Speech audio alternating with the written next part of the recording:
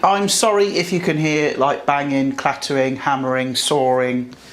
It's all going on today. Strike noise again everywhere. I think there's a new burger place opening up below. So yeah, sorry, they've got to work. And I've got to work too, so keep down please. But listen, today we're going to go viral on the channel. Not the C word kind of viral, but viral TikTok recipes.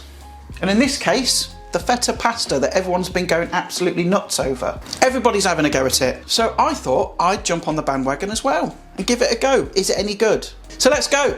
Let's crack on. Let's turn these tomatoes into hopefully something delicious.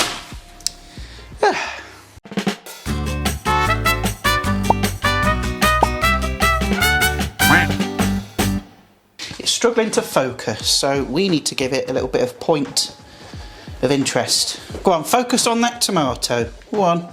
Now, when kind of doing my research, it seems like everybody's kind of added their own twist to it, right? The kind of basic principles are the same, but people have added extra ingredients, taken things out. So I'm going to kind of add my own bits and pieces and, you know, see where we go. But the first thing you need to do is get some cherry tomatoes and kind of put them in the pan. And I didn't really see how many they put in, but it just kind of covered the bottom of the pan, so I guess that's what I'm going to do. Then I'm going to add some olive oil. It's all very easy so far. Some salt and pep, pinch of salt. Give those a bit of a shufty round. Then I'm going to take my feta cheese, like a whole block of it. I'm going to take the entire block, just kind of pop it on top like that. Now you might be sitting there thinking, this man's lost his flipping mind. What's he doing with that whole block of feta? Well, listen, I'm doing what TikTok tells me, so stay with it. And I'm going to chuck in 3 cloves of garlic. So I think that'll be nice. They'll roast off, nice and tasty. So we're going to go over the block of feta with some more olive oil, a bit more pepper, some oregano, because oregano's good. It's good in pasta. Also going to add a few chilli flakes for a bit of spice, bit of kick, bit of zip. Another teeny pinch of salt. Yeah, I think that's it, isn't it? Yeah, get it in the oven.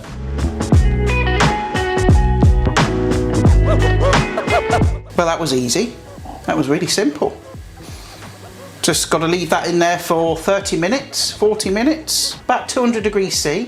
I'll put the conversions up. And when it's kind of nearly ready, we'll get our pasta on, cook that, and meld the two together. This is suspiciously easy. But the proof is, does it taste nice? Because feta, well, I like feta, it's okay. It's not really a melting cheese though, is it? So I'll be interested to see how this turns out. I guess I'll kind of see you in 30 minutes. I'll put you down there. Mugs, would you like some cat crack? Got some catnip? Have a bit of cat crack. Oh, that's a lot. You love your catnip, don't you? Going to be absolutely buzzing, aren't you, after that?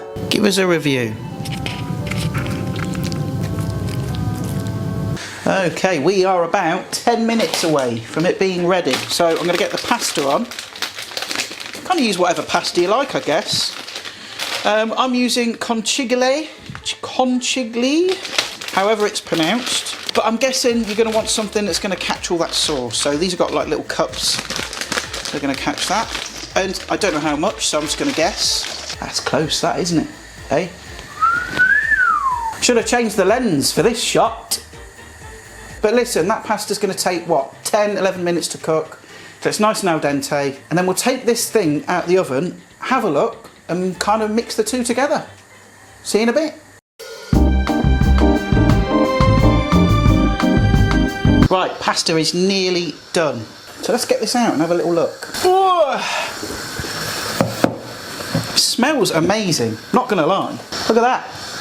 Tomatoes have gone all nice and soft. That feta has gone nice and sort of delicate. What I am gonna do is just kind of squeeze out that garlic from the skins. Maybe not like that. Let's use a fork. And all I need to do is just kind of mash it all up, I suppose. I've got some of the pasta water from cooking the pasta just in case I need to loosen it, but we'll see. I've got some fresh basil. Literally, I'm just going to tear it in. How easy is this? Like, come on. In terms of difficulty, you cannot go wrong with this. Then we add the pasta. In it goes. Get it all mixed in. That was just the right amount of pasta, I think, for this amount of sauce. Really should not be using metal on this pan, but I'm being very careful. I think a bit more basil is needed. And there we have it. That's the viral TikTok feta pasta. To see if it's any good, let's dish it up.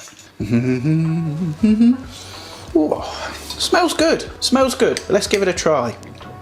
How does it taste?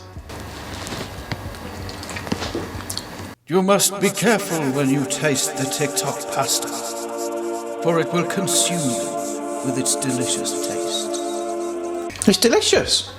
Pasta's nicely cooked. It's creamy. Sweetness from the tomatoes. You've got a bit of a twang from the feta, a bit of saltiness. Whoever invented this, I could kiss you. Try it. See what you think. That was like probably the easiest thing I've ever made. You know, short of making a slice of toast. A child could knock that up. Flipping even a well-trained snake could probably, you know, knock this up. And listen, that beats the Martha Stewart one-pan pasta, hands down. That recipe was This is really good, honestly. Give it a go. See, TikTok's not just full of kids flipping dancing about. You can get good food as well. So there we are, we've done it. We've done the viral TikTok feta pasta, and it turned out to be a winner. But listen, if you enjoyed it, stick a like on it, leave a comment down below, share it, and if you've got any other viral TikTok videos that you want me to kind of recreate, let me know in the comments. But enough of me talking. I need to fill my gob with all this delicious pasta. I'm going to take the rest to work tomorrow. I'm not going to eat flipping all that. So I will see your gorgeous, wonderful faces in the next video. Bye for now.